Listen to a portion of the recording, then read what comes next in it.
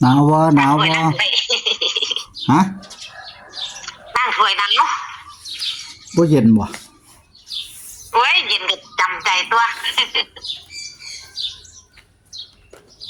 ว่ามันขึ้นนี่9 องศา10 องศาเนาะอืมผม4 พื้นพู้นแล้วเป็นที่ไหนแม่แสนล้านเสียงฝันดีแล้วบ่ลุงเพิ่นเสียงอันซี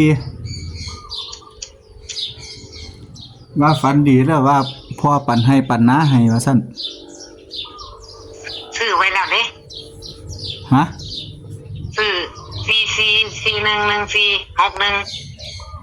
ซื้อไว้แล้วเมื่อคืนนี่ว่าคันเลขที่ซื้อมานี่สิเขาให้นอนฝันดีเด้อฝันเขาเอาเด็กน้อยมาให้อ้าวเขาเอาเด็กน้อยมาดูดมาเอามากินนมเจ้าของนี่ลุงเพราะว่าเอาป้า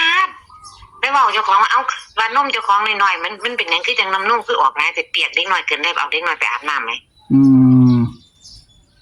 ว่าว่าเขากับเขาบ่เข้ากันซ้ำนั้นเด้อซื้อลงทุนไปแล้วซั่นดอก3คู่นี่ติแม่นซื้อ3คู่นี่ล่ะถ้าเลขกัน3ตัวก็เอาเลขอันบัตรคิวเจ้าของหั่นล่ะ075 3ตัว075คิดว่าสิเป็นอันล่างบ่ทันจักบุญจักลางคู่ไว้เบิดเลยบนล่างเอาไว้เบิดเลยไว้ฝันดีตัวนี้ฉันบอกว่าเมื่อคืนนี่เด้เสียงเอาไปเอาเงินในเขาว่านก็ลงไปเลยลงมาหลายรอบลงตัว 2,000 ตัว 2,000จ้ะ44411461บ่กลับเลยบ่มี16เลยไว้ของอันอาจารย์พิศนา16เด้บางเสียงของเพิ่นก็กลับอยู่ดิอันนี้เสียงมื้อนั้นเสียง61ตัวเดียวเนาะบ่ได้เสียงกลับแล้วที่ฝันว่าตาเขาเต็มหน้าบ้านก็เลยว่าป้าซั่นปันซัดเขียนคักแม่เมื่อคืนปันอุ้มเอาเด็กน้อยผู้หญิงซ้ำมานี่น้ำนมเฮียใส่แก้วเอาแก้วไปอาบน้ำกันอาบน้ำให้ฉีดน้ำใส่เกินเห็นว่าเป็นผู้หญิงเนาะฝันนี่ไอ้เสียงนี่เสียง3คู่ใส่กันเลยบ่บ่ได้บ้านเสียง3คู่ที่ลุงคือว่าเลขที่ลงไว้นี่อันนี้จะเข้ากันฝันดีเด้อไปลงน้ำเขาไว้แล้ว3ชุด3ตัวเนี่ยเลข3คู่นี่ไปลงไว้แล้วก็เลยเสี่ยงว่าคันสิโชคดีอยู่ในนี่ก็ขอให้ฝันดีมันบ่จ้าเพราะว่าถ้าเขาเอามาจะใช้ล่ะเด็กน้อยเอามากินนมเจ้าของ2ข้างเลยฝันเห็นชัดเจนคักแน่ฝันว่าเขาเอาเด็กน้อยมาให้มันก็สิบ่มา1นี่เห็นบ่มัน41นี่บ่ตัวคนบอลมากนี่บ่ยังว่าเขาเด็กน้อยมาให้ผู้หญิงก็เป็น4เด็กน้อยก็เป็น1เนี่ย41นี่เคยถือตั้งแต่ไปเอารถอยู่สารคามเป็น2 ปีแล้ว4114พ่อใหญ่นั่นเคยถือหลายเด้หั่นน่ะพ่อใหญ่อึ้งคนถือหลายแท้14มันออก14ล้าน441ล่ะ2 ปีที่แล้วเคยถืออยู่นี่ถือลอตเตอรี่นำ10 ใบถือใต้ดินอีกปีไปเอารถอยู่สารคามน้ำหลานเปลี่ยนรถกันไปซื้อรถน้ำแก 8,000 เนาะได้รถฟรีเนาะได้เงิน30,000เนาะนี่กันสิได้สุขได้ลาภให้ฝันดีเด้อฝันเขาเอาเด็กน้อยมากินนมเจ้าของเลยล่ะคือสิได้เน้นตัวนี้ล่ะเป็นผู้หญิงคักแม่สิบ่ได้เน้นสิหนักๆบ่ตัว41นี่เดี๋ยวมื้อแรงสิเสียงตัวนี้ล่ะตัว41อีกเสียงตัวนี้ได้ลงมาแล้วล่ะแต่ว่าสิเสียงนี่เน้นเบิ่งก็สิได้ไปเอาอีกลงน้ำเขาไว้แล้วแล้วหาเทียมาก็สิใส่เลยเห็นบ่ อาเทียฝันดีก็สิเพิ่มอีก คันมันฝันดีก็มือ2 มื้อนี่ก็สิเน้นใส่รถแล้วคันฝันดี แต่ว่าตอนบ่ได้เล่นเกินนี้เห็นบ่เล่นแต่ใน3คู่นี่เห็นบ่ บ่เล่น3คู่นี่3ตัวก็ 3ตัวก็3ประตูได้4-1 อืม กับนอกกรอบของเจ้าของนั่นล่ะเลขบัตรคิวเจ้าของนั่นน่ะเลขฟันนั่นล่ะ เลขนอกกรอบเลขฟันเลขบัตรคิวแบนหาหมอนั่นล่ะ อืม จำไว้ตัวละ500 3ตัวกับประตูละ500 2ตัวกับประตูละ1,000บนล่างไว้เลย เสียไปเรียบร้อย เรียบร้อยละแต่ว่าก็ลุงไว้ซ้ำนี่นะลุงไว้3ตัว ก็นั่นแล้วเอาพอฟังไว้มื้อแรงมื้อนี้วันที่29เนาะ จ้ะ มื้อแรงวันที่29มื้ออื่น30เนี่ยก็อีกมื้อหนึง มือ มื้อฮื้อก็แม่นมื้อ เอา ออ วัน ก ที่ 1 ก็ให้มันได้ยิ้มคักๆได้ไหมคันหาเทียมมาอันจังไดก็ได้ สิเสียง41นี่ย้ำอีก4114นี่สิเสียงย้ำอีก2คืนนี่ พุ่นละเช้าวันเลขออกพุ่นละจังถาฟังอีก อืมที่แรกก็มั่นใจ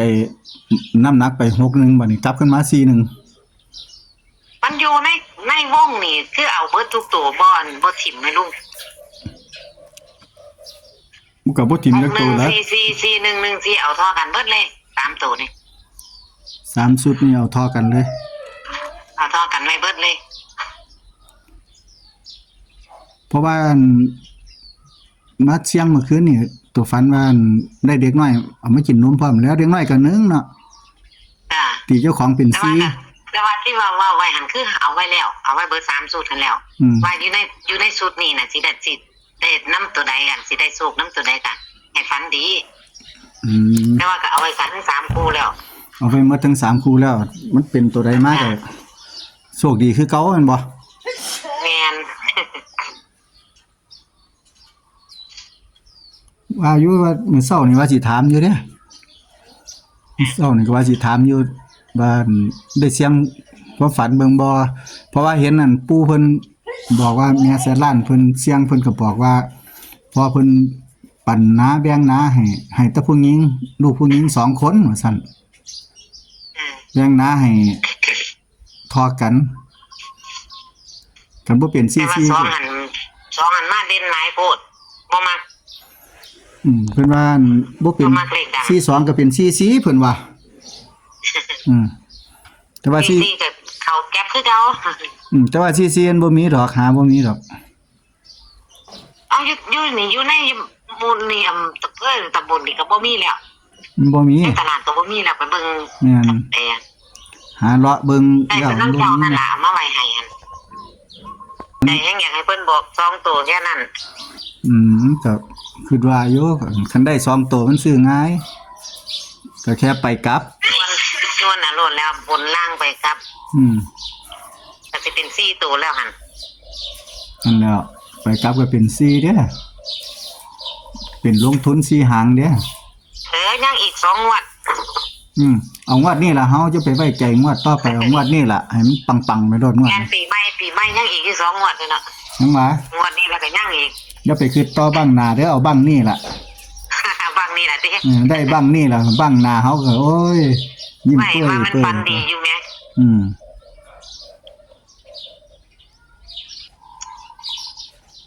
ว่า บ่แซ่ก็บ่เอาเนาะลุงเนาะ โอ้ก็ธรรมดา แซ่ก็จังเอา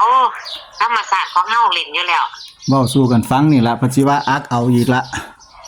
แม่น บ่ได้อัก ธร เอา รม เด้อ ศาสตร์เล่นประจำอยู่แล้ว แม่นจังได๋ กันจะกันหูน้ำก็สิให้หูน้ำบ่อยากหูน้ำก็บ่ให้บ่บอกเนาะลุง บ่ยากเด้อบ่อยากฮู้นำก็บ่เบิ่งก็ได้ เอาก็แม่นตัว เป็ดวันอโลดคือเพิ่นบอกเพิ่นนึงคอมเมนต์ อ่า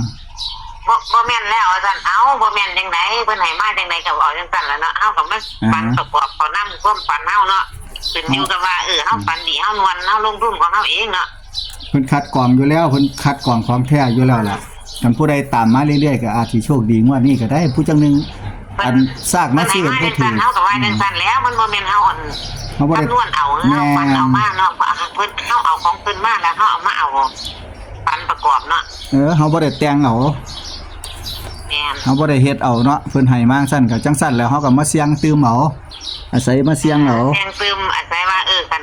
เฮาฝันดีเนี่ยเฮาก็ฟุกเฮาลงทุนหลายแม่นบ่ล่ะ แม่น กันเฮาฝันบ่ปานใดเฮาก็ลงทุนน้อยๆไป แม่น วันพุ่นน่ะเช้าพุ่นน่ะ เช้าวันที่1จังสิถามอีกเด้อ วันที่1พุ่นน่ะ